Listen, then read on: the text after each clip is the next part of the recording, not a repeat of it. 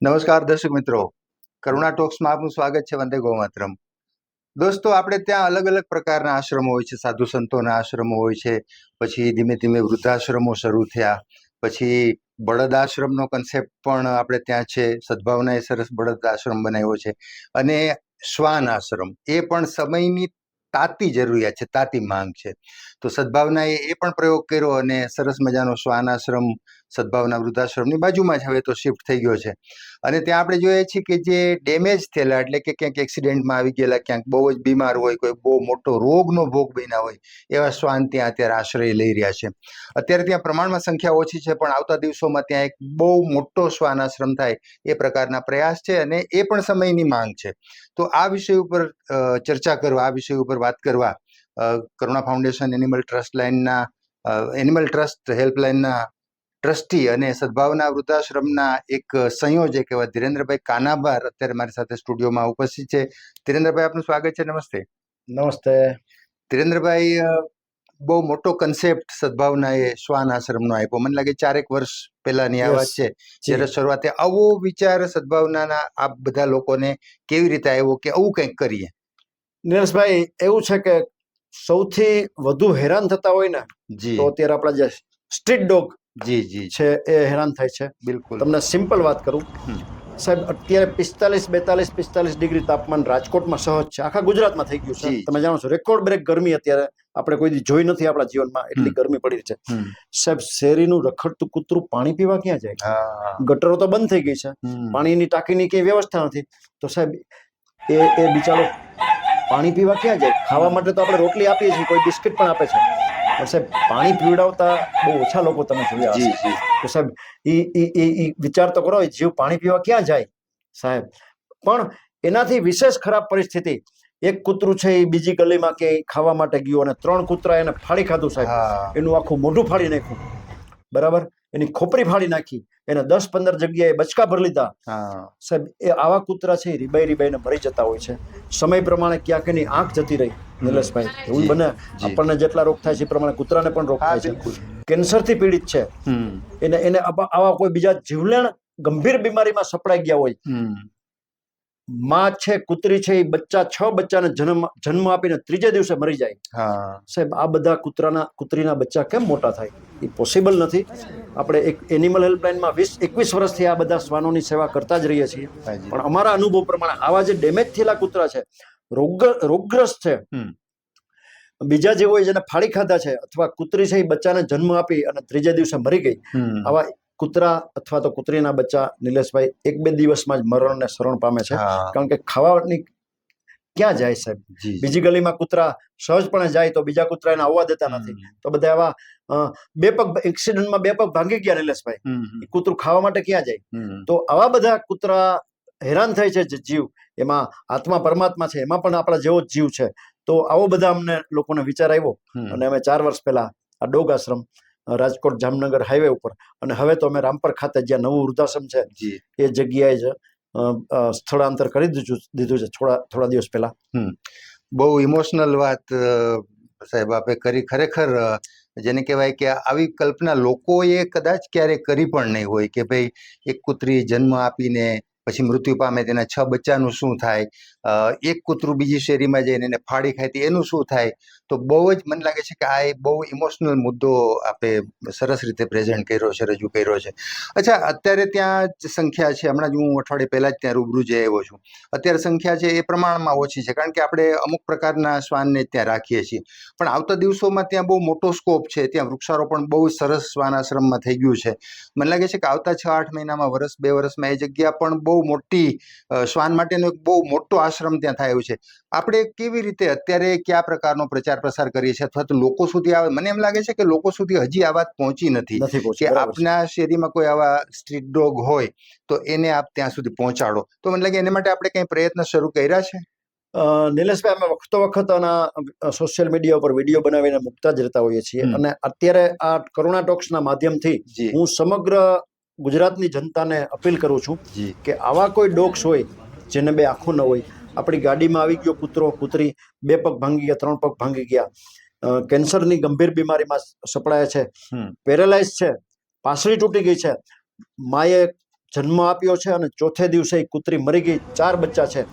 આવા આખા ગુજરાતમાં ક્યાંય પણ શ્વાન ડોગ તમારા ધ્યાનમાં આવે ને સાહેબ, તો એને સદભાવના ડોગ આશ્રમ સુધી રાજકોટ જામનગર હાઈવે ઉપર રામપર ખાતે પહોંચાડજો.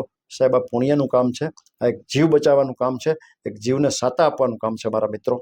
જી જી જી ધીરેન્દ્રભાઈ, આ પણ બહુ જ સરસ આપે લોકો સુધી આ વાત પહોંચાડી. મને લાગે છે કે હવે લોકો પણ જાગૃત થઈ જશે અને એના ધ્યાનમાં આ પ્રકારના શ્વાન આવશે તો ચોક્કસ સદભાવના એ પહોંચાડશે. અચ્છા, અમે ત્યાં ગયા હતા હમણાં અઠવાડિયા પહેલા, તો ત્યાં જે સંચાલક બેન હતા એમણે સરસ વાત કરી કે આપણી પાસે બહુ મોટી જગ્યા છે, બહુ મોટો સ્કોપ છે, અને જો શ્વાન લોકો અહીં લઈને આવશે આ પ્રકારના, તો અમે 10,000 સુધી શ્વાન રાખી શકીએ એટલી ક્ષમતા અમે વિચારી લીધી છે. એનાથી પણ વધુ, પણ એટલીસ્ટ અત્યારે 10,000 શ્વાનને આપણે રાખી શકીએ એટલી ક્ષમતા અમારી માનસિક તૈયારી છે. યસ, તો એને માટે શું કરવાની જરૂર છે? મને લાગે છે કે આપણે બધા નિર્ણય કરશું, આ નિર્ધાર કરશું, તો ગુજરાતમાં શ્વાન દુઃખી પણ બહુ છે, આખા દેશમાં હું તો એમ કહું યસ, દુઃખી પણ બહુ છે, અને અહીં સામે આટલી વ્યવસ્થા છે, તો કેમ આપણે ત્યાં સુધી ના લઈ જઈએ? બસ. તો અગેન આ માધ્યમથી, કરુણા ટોક્સના માધ્યમથી, આ વિડીયોના માધ્યમથી સમગ્ર દેશની જનતાને, જીવદયા પ્રેમી મિત્રોને, શ્વાન પ્રેમી મિત્રોને સદભાવના ડોગ આશ્રમ કહે છે કે આવા કોઈ ડોગ હેરાન થતા હોય, મેં જે વર્ણન કર્યું એવા, તમારી શેરીમાં, તમારા ગામમાં, તમારા ગામડામાં, ક્યાંય જંગલમાં, તો સાહેબ પુણ્યનું કામ કરજો. સદભાવના ડોગ આશ્રમ સુધી પહોંચાડજો એને. ગમે એવી ભયાનક બીમારીમાં સપડાયા હશે, સંસ્થા દ્વારા યોગ્ય સારવાર કરવામાં આવશે, કારણ કે અમારા તબીબો ત્યાં 24 કલાક હાજર હોય છે. જી, ભરપેટ એને ભોજન, દૂધ, બિસ્કિટ, રોટલો, ખીચડી, જે કાંઈ એની જરૂરિયાત મુજબનું આપવામાં આવશે. અને ચોક્કસપણે આવા હેરાન થતા ડોગનો આ સંસ્થા જીવ બચાવવા માટેનો નિલેશભાઈ પ્રયત્ન કરશે. જી, બહુ જ સરસ, બહુ સરસ. અચ્છા, શાસ્ત્રોમાં પણ આપણે ત્યાં શ્વાનનો ઉલ્લેખ છે. ભગવાન દત્તાત્રેયની વાત આવે તો શ્વાનની વાત આવે, યુધિષ્ઠિરની વાત આવે, પાંડવો જ્યારે હિમાલયમાં હાડ ગાળવા ગયા ત્યારે શ્વાનની વાત આવે. તો શાસ્ત્રોમાં પણ શ્વાનને આપણે ક્યાંક સ્થાન આપ્યું છે અન્ય જીવોની જેમ, અન્ય અબોલ જીવોની જેમ. તો આપણે ખબર નહીં, બીજા જે જીવો છે એને માટે થોડા વધારે ઇમોશનલ છીએ, શ્વાનમાં થોડાક આપણે ઓછા ઇમોશનલ છીએ. તો મને લાગે છે કે શાસ્ત્રોના ઉલ્લેખ સાથે પણ થોડી વાત થઈ જાય તો લોકોને વધુ વિશ્વસનીય લાગશે. હા, એવું કહેવાય છે કે ભગવાન ગુરુ દત્તાત્રેય 14 ગુરુ એના બનાવ્યા હતા. જી, એમાંનો એક ગુરુ ડોગ પણ હતો. હા. એના વફાદારીના ગુણને કારણે જી જી ભગવાન દત્તાત્રેય એનો ગુરુ બનાવ્યો હતો. તો નિલેશભાઈ, તમે જાણો છો, 2, 4, 5 વર્ષ પહેલા તમે કૂતરાને બિસ્કિટ ખવડાવ્યા હોય, રોટલી ખવડાવી હોય, દૂધ પીવડાવ્યું હોય, તો એ ક્યારેય તમારો ચહેરો ભૂલતું નથી. જી, જીવે ત્યાં સુધી તમારી વફાદારી છોડતું નથી. તમે કૂતરીને એક રોટલી દરરોજ આપી દેશો ને સાહેબ, તમારું આંગણું કોઈ દી છોડશે નહીં. આંગણામાં કોઈ પણ અજાણ્યો માણસ, અજાણ્યો ચોર આવશે તો એને કોઈ પણ સંજોગોમાં મરી જાય ત્યાં સુધી એને અંદર પ્રવેશવા દેશે જ નહીં. એટલી વફાદારી આ ડોગ્સમાં, એટલે કૂતરામાં રહેલી છે. જી, અત્યારે જાત જાતની વાતો ચાલે છે, લોકો નેગેટિવ વાતો પણ બહુ કરે છે, અને આમ થયું તેમ થયું, કોઈ નાની ઘટનાને બહુ મોટી કરીને રજૂ કરવામાં આવે છે. ઠીક છે, સમય છે અને એ પ્રમાણે ચાલે છે, પણ એની પાછળના કારણો કદાચ આપણે ચકાસતા નથી કે ભાઈ આણે કોઈકને બાઇટ કર્યું તો કેમ કર્યું, અથવા એવું કહું આપણે. જી જી સાહેબ, તમે અમારા ડોગ આશ્રમની મુલાકાત લેજો.